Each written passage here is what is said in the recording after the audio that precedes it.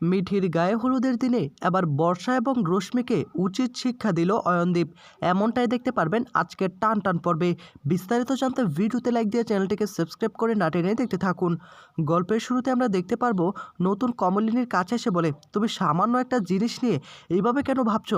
আরে জাস্ট একটা মেয়ে, আর আমার মেয়ের বয়সী একটা মেয়েকে নিয়ে তুমি আমাকে সন্দেহ করছো। এটা দেখে কিন্তু আমার ভালো লাগছে একদিক থেকে, যে তুমি আমাকে নিয়ে অনেক জেলাস ফিল করছো। কিন্তু একটা কথা কমলিনী, তুমি কিন্তু ভুলে যাচ্ছ, ও কিন্তু আমার মেয়ের বয়সী। আর এদিকে কমলিনী তখন বলে, মেয়ের বয়সী হলেই কি আমাকে এতগুলো কথা শুনিয়ে যাবে নাকি? আমি কি তোমার দেখাশোনা করি না? আমি কি তোমার টেক কেয়ার করি না? ওই মেয়ে সে আমার ওপর এভাবে কথা বলে যাবে? নতুন তখন বলে, তো বলেছে তো কি হয়েছে? কমলিনী তুমিও তো দাঁড়িয়েছিলে, তুমিও উচিত জবাব দিয়ে দিতে। ও কিন্তু একদম রাগ করতো না, আর আমি কিন্তু খুশিও হতাম। তুমি বলতে যে আমার বর, আমি কি টেক কেয়ার করবো কি করবো না, দেখাশোনা করবো কি করবো না, সেটা একমাত্র দায়িত্ব আমার। তুমি কেন এইসব কথা বলছো? এই কথাগুলো তুমি বলে দিতে। কমলিনী তোমার কি হয়েছে আসলে, আমার খুলে বলো তো। তুমি কি কোনো কারণে ওই মেয়েকে নিয়ে আমাকে সন্দেহ করছো? এটা তুমি ভুলে যাও, আমি তোমাকে ভালোবাসি। এই পৃথিবীতে যতদিন আছি আমি তোমাকে ছাড়া থাকতে পারবো না। তাই তুমি প্লিজ আমাকে কোনোভাবেই ভুল বুঝো না। এ বাড়িতে আসার আগে ওর সঙ্গে আমার কথা হয়েছে। ও আমাকে বলেছিল যে ইনস্টিটিউটে আমি কি করি না করি সবটা নাকি তোমার কাছে এসে নালিশ করবে। ও তো মজার ছলে এই কথাগুলো বলেছে, তুমি কেন সেটা মেনে নিতে পারছো না? এদিকে কমলিনী সবটাই বুঝতে পারে, আর বোঝার পরই বলে, আচ্ছা ঠিক আছে, আমার ভুল হয়ে গিয়েছে। আমার আসলে ওইভাবে ভাবা একদম উচিত হয়নি। সামান্য ছোট্ট একটা মেয়ে, আমার মেয়ের বয়সী, আসলে আমি অনেক কিছু ভেবে ফেলেছিলাম। আমার সামনে এইভাবে কথাগুলো বলছে, আমি আসলে না মেনে নিতে পারছিলাম না। নতুন তখন বলে, সরি বলার কি আছে, আমি তো এতে অনেক খুশি হয়েছি। তুমি কি সেটা জানো?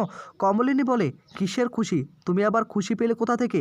তখনই নতুন বলে, এই যে সকলের সামনে তুমি এভাবে কথা বলছো, আমাকে নিয়ে তুমি জেলাস ফিল করছো, কেউ কোনো কিছু বললে এর মধ্যেই লুকিয়ে রয়েছে ভালোবাসা। সবসময় যে ভালোবাসা এভাবে প্রকাশ করতে হয় সেটা তো না, ঝগড়ার মধ্যেও ভালোবাসাকে খুঁজে নিতে হয়। এদিকে কমলিনী নতুনের দিকে তাকিয়ে বলে, কিন্তু ওই মেয়েটা যখন এই কথাগুলো বললো না, আমার বুকের ভেতরটা একদম কেঁপে উঠছিল, যে আমি বুঝি তোমাকে হারাতে চলেছি, আমি বুঝি তোমার কোনো খেয়াল রাখি না। এই মেয়েটুকু এইভাবে কথাগুলো বলছিল। নতুন তখন বলে, এরপর থেকে যখনই ওই মেয়ে এ বাড়িতে আসবে তার মুখের ওপর জবাব দিয়ে দিবে, আর কোনো কথা বলবে না। আরেকটা কথা, ওই মেয়েটা খুব ভালো একটা মেয়ে, তুমি সেটা নিয়ে চিন্তা করো না। খুব ব্রিলিয়ান্ট একটা মেয়ে, পড়াশোনার দিক থেকে সবটুকুর দিক থেকে। কমলিনী বলে, হ্যাঁ আমি সেই ব্রিলিয়ান্টটা হতে পারলাম না। আমিও যদি একটু পড়াশোনা করতাম তাহলে আমিও ব্রিলিয়ান্ট হতে পারতাম। তোমার মুখ থেকে অন্তত এতটুকু কথা আমি শুনতে পেতাম। তখনই আবার নতুন বলে ওঠে, দেখো পড়ালেখা করলে যে ব্রিলিয়ান্ট হয় এটা কিন্তু না, আরও অনেক গুণ থাকে, এক একজনের এক এক গুণ। সবাই তো আর একরকম না। যেমন তুমি ফটোগ্রাফির ক্লাস করতে ভালোবাসো বা তুমি ভালো ফটো তোলো, আর সেদিক থেকে তুমি তো ব্রিলিয়ান্ট। তোমাকে তো আমি বললাম তুমি ফটোগ্রাফির ক্লাসটা কন্টিনিউ করো। এদিকে কমলিনী বলে, আচ্ছা ঠিক আছে, আমি তাহলে আমার সংসারের কাজবাজগুলো একটু শেষ করি, তারপর থেকে আমি আবার নতুন করে ফটোগ্রাফির ক্লাসে যোগ দেব। এই বলেই তখন নতুন কমলিনীকে কাছে টেনে তাকে জড়িয়ে ধরে ফেলে। কমলিনীও কান্নায় ভেঙে পড়ে। পরের দিন দেখা যাবে যে আজকে মিঠির একটা গায়ে হলুদের অনুষ্ঠান করা হবে। কুর্চি সেখানে এসে বলে, কি ব্যাপার, এই চ্যাংরাম ছেলেটাও দেখছি এখানে এসে পড়েছে। তা তুমি কেন আসতে গেলে বাবা? আজকে তো আমাদের মেয়ের গায়ে হলুদ হবে, তুমি কেন এখানে এসে বসে রয়েছো? তোমাকে তো আমরা আসতে বলিনি, এখানে কেন এসে বসে রয়েছো? এদিকে কথা শোনার পর সকলে ভীষণই হাসাহাসি করতে থাকে। এদিকে তখনই আবার কৃষাণু বলে, ও অমনি আমাকে চ্যাংরা বলা হলো, হ্যাঁ তাহলে কি আমি চলে যাব? শোনো, আমি যদি এ বাড়ি ছেড়ে চলে যাই, আমি কিন্তু কোনোভাবে আর 1 মাস এই বাড়িতে আসবো না। আমাকে কিন্তু অপমান করা হচ্ছে, এটা কিন্তু ভুলে গেলে চলবে না। আমি কিন্তু আর আসবো না। একথা শোনার পর সকলে ভীষণই হাসাহাসি করতে শুরু করে। তখনই আবার মিঠিল ঠাম্মি সকলে বলাবলি শুরু করে দেয়, এ বলে কি 1 মাস নাকি আসবে না? 1 মাস না আসলে কি করে থাকবে? তুমি তো এক মুহূর্ত মিঠিকে ছাড়া থাকতে পারো না, আর 1 মাস বলছো থাকবে, এটা কি হয় নাকি? এই বলে হাসাহাসি করতে থাকে। প্রসন্ন তখন বলে, শোন বুড়ি, আমি একটা কথা বলে দিচ্ছি, আমি কিন্তু বাড়ি থেকে চলে এসেছি, আমি কিন্তু বিয়ে মিটার আগ পর্যন্ত যাব না, এই বাড়িতেই থাকবো। কমলিনী বলে, তোকে কে বলেছে যাওয়ার জন্য? এসে যেহেতু পড়েছিস, এই বাড়িটা তো বড় বাড়ি, তাই আমরা মাদুর টাদুর কিছু একটা বিছিয়ে দিব, সেখানে গাদাগাদি করে সকলে শুয়ে পড়বি, আনন্দ করবি। আর বাড়িতে মানুষ থাকলে তো ভীষণ খুশি লাগে, একটা আনন্দমুখর পরিবেশ তৈরি হয়। অন্যদিকে বর্ষা মনে মনে বলে, আনন্দ একটু পরেই বুঝতে পারবে, বিয়ের আগেই তো আমি সব কিছু শেষ করে দেব। এদিকে বর্ষা বলে, বাড়িতে আবারও আনন্দ ফিরে এলো, তাই না? কতটা ভালো লাগছে। বর্ষা তখন চলে আসে রশ্মির কাছে এসে বলে, কি ব্যাপার মামি, তোমার মুখটা এরকম গোমরা হয়ে রয়েছে কেন? তুমি কোনো কথাই বলছো না? তখন আবার রশ্মি বলে, কি করে কথা বলবো? এর আগের বার যে অপমানগুলো করেছিল সেগুলোকে আমি ভুলে গেছি নাকি? তখন আবার মিঠি বলে, বলছিলাম কি মামি, এই অপমানগুলোর কথা না, পুরোনো কথাগুলো ভুলে যাও, আমি তো বাড়ি ছেড়ে চলে যাব।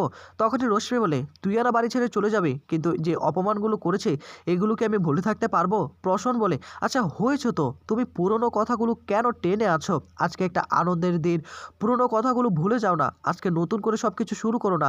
তোমাকে তো কেউ আর এখানে অপমান করছে না, তুমি শুধু শুধু নিজের গায়ে কথাগুলো নিয়ে রেখে তুমি নিজের মধ্যে একটু ঘৃণার বোধ কাজ করছো। রশ্মির কাছে এসে বলে, তোমার কেউ নেই তো কি হয়েছে, আমি তো আছি তাই না, তুমি কেন বুঝতে পারছো না? রশ্মি বলে, এজন্যই তো আমি এখানে এসেছি, শুধু তোমার জন্য। কোনো খবরাবর আছে নাকি? বর্ষা তখন কানে কানে বলে, আরে অনেক বড় খবর আছে, সে খবর দেওয়ার জন্যই তো তোমাকে এখানে আসতে বলেছি। তখন এবার রশ্মি বলে, কখন সেটা বলবে? বর্ষা তখন বলে, সুযোগ পেলেই বলে দিব। তারা যে কি নাটক শুরু করেছে। কুর্চি বলে, এ বর্ষা, তোমরা আলাদা করে কেন কথা বলছো? এখানে কাজ বাজ রয়েছে, সেগুলো করতে হবে না? আলাদা করে কথা বলার কি এমন দরকার এই সময়ে? তখনই আবার অয়নদীপ বলে ওঠে, আসলে প্রত্যেকটা মানুষই না আলাদা আলাদা করে সঙ্গী খুঁজে নেয়। যেমন আমি আমি খুঁজে নিলাম প্রসন্দাকে, বর্ষা খুঁজে নিল রশ্মি বৌদিকে, আর আর ওই যে আমার শাশুড়ি মা খুঁজে নিল আরেক মাকে। এভাবেই তো হচ্ছে। তখন আবার থামে বলে, শোনো, আমি কাউকে খুঁজে নিচ্ছি না, আমি কারোর সঙ্গে কোনো কথা বলছি না, আমার নাতির বিয়ে, আমি নাতির বিয়ের জন্য বসে রয়েছি। তখন এবার কমলিনীর মা বলে ওঠে, ও আপনার নাতিন, আমার কোনো নাতিন নেই। প্রসন্ন তখন বলে, এই তো দুষ্টু মিষ্টির একটা ঝগড়া শুরু হয়ে গিয়েছে তাই না? আর আমি এজন্যই তো বলেছিলাম। এদিকে তখনই রশ্মি ভীষণ রকম রাখতে শুরু করে, আর তখনই আবার অয়নদীপকে বলে, আপনি কি কথাগুলো আমাকে মিন করে বলছেন নাকি? প্রসন্ন তখন বলে, এই দেখো, আপনি শুধু শুধু আপনার গায়ে নিচ্ছেন কেন? আরে সকলেই তো আমরা জোড়ায় জোড়ায় আছি তাই না? আপনি জোড়ায় জোড়ায় আছেন, আমি জোড়ায় জোড়ায় আছি, আমার শাশুড়ি মা জোড়ায় জোড়ায় আছে, সে কথাগুলোই তো বলছি। আপনি শুধু শুধু গায়ে মেখে নিচ্ছেন। প্রত্যেক মানুষেরই তো এটা দরকার তাই না? সেজন্য আমি বলছি। বর্ষার সঙ্গে কিন্তু আপনার খুব ভালো জমে যায়, সেজন্যই বললাম আর কি কথাগুলো। এ কথা শোনার পর তখন আবার বুবলে বলে, আচ্ছা মামি, তুমি এভাবে রেগে কেন যাচ্ছ? কিছুই তো বুঝতে পারছি না।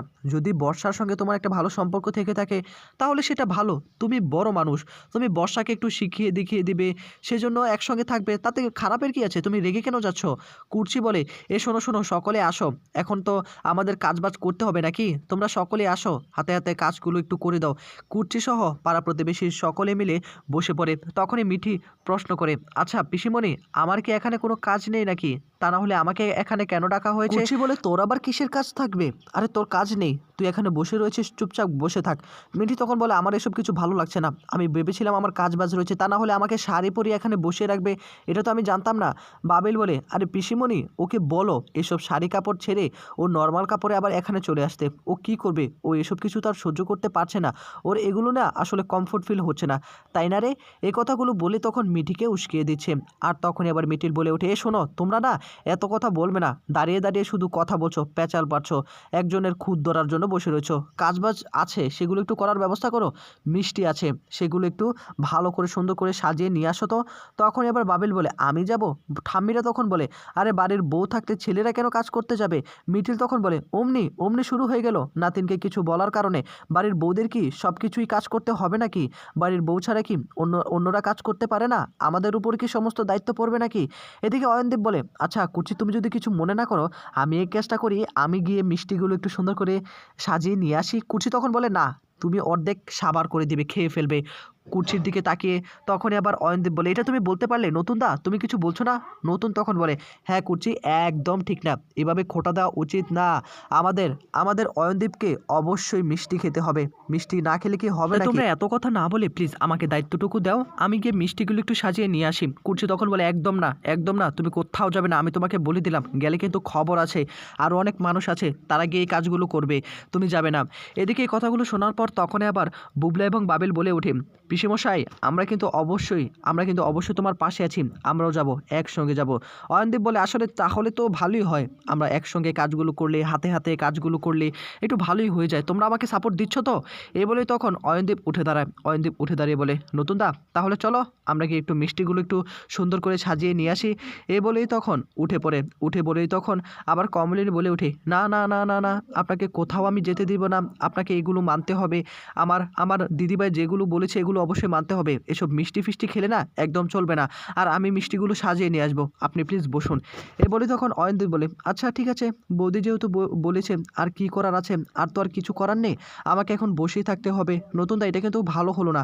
নতুন তখন বলে, কি আর করব, বাড়ির কর্তা বলে কথা, তার কথাই তো মানতে হবে, তাই না? মিঠি হাসাহাসি করতে দেখে কমলিনী ভীষণই খুশি হয়ে যায়। মেয়েটা কতদিন পর আবার মন খুলে হাসছে, আমার দেখেই না এটা খুব ভালো লাগছে। পুরো পরিবারটা আবার আনন্দে মেতে উঠেছে। নতুন তখন বলে, হ্যাঁ কমলি, একদম ঠিক কথা বলেছো, অনেক দিন পর উৎসবমুখর একটা পরিবেশ আমরা পেলাম। এতদিন কতটা ঝড় ঝাপটা গিয়েছে সকলের মনের মাঝে, সেটা ভালো করে বুঝতে পারছি। তাই এগুলো এখন ভুলে যেতে হবে, ভুলে গিয়ে এখন আনন্দ করতে হবে। এদিকে রশ্মি তখন আবার বলে ওঠে, হ্যাঁ হ্যাঁ, মিঠির যা অবস্থা গিয়েছে, মিঠি বাঁচবে কি না সেটা নিয়ে আমরা একটু টেনশনের মধ্যে ছিলাম। যাক বাবা, অবশেষে মিঠি আবার ফিরে এসেছে। মিঠি ফিরে এসে আমাদের মাঝে আবার আনন্দমুখর পরিবেশে একটু আনন্দ করছে, দেখেই ভালো লাগছে। রশ্মির মুখে এই কথা শোনার পর তখনই ভীষণই হতদম্ব হয়ে পড়ে মিঠি। মিঠি বলে, আমি আবার কোথায় যাব, আমার তো কিছু হয়নি, তাই তুমি শুধু শুধু এই কথাগুলো কেন বলছো, অতীতের কথাগুলো না বললেই নয়। রশ্মি তখন বলে, আরে আমি তো তেমন কোনো কথা বলিনি, আমি জাস্ট একটু মিন করে কথা বললাম আর কি। এদিকে প্রসন্ন তখন বলে, আচ্ছা রশ্মি, এই কথাগুলো না বললে নয়, তুমি পুরনো কথাগুলো কেন টেনে আনছো, হ্যাঁ এই কথাগুলো কেন বলা দরকার? এদিকে হঠাৎ করে কৃষাণ বলে, ও হয়েছে এত কথা থাক, আমি একটা ব্যাচেলর পার্টির আয়োজন করব, তোমরা কি যাবে নাকি কেউ? তখনই বাবিল বুবলাই বলে, তোমরা যদি আমাদেরকে ইনভাইট করো অবশ্যই যাব না কেন? আর ব্যাচেলর পার্টি বলে কথা, সেখানে একটু নাচাগানি, কত পানি মানি খেতে হবে না, সেগুলো না করলে কি হবে নাকি? এ বলেই তখন সকলে হাসাহাসি করতে থাকে। আর কুর্চি বলে, হয়েছে হয়েছে, অনেক হাসি খুশি হয়েছে, এখন কাজটা করতে হবে, লগ্ন পেরিয়ে যাচ্ছে, তা না হলে কিন্তু সময় চলে যাবে। এদিকে কমলিনী নতুনকে বলে, তোমার ইনস্টিটিউটের লোকজন কোথায়, তারা কি আসবে না নাকি? কমলিনী দিকে তাকে নতুন তখন বলে, তার ঠিক সময় চলে আসবে, তাদেরকে নিয়ে চিন্তা ভাবনা করতে হবে না, তাদেরকে তো ইনভাইট করা হয়েছে, তাই ঠিক সময় তারা চলে আসবে। কমলিনী বলে, না মানে একটু পরেই তো সমস্ত কিছু শেষ হয়ে যাবে, খাবার দাবার একসঙ্গে খেলে ভালো হতো না, আর ওরা আসলে একসঙ্গে সব কিছুই হয়ে যেত আর কি। তো বন্ধুরা, এই ছিল আপডেট, নেক্সট আপডেট পেতে সাবস্ক্রাইব করে রাখুন।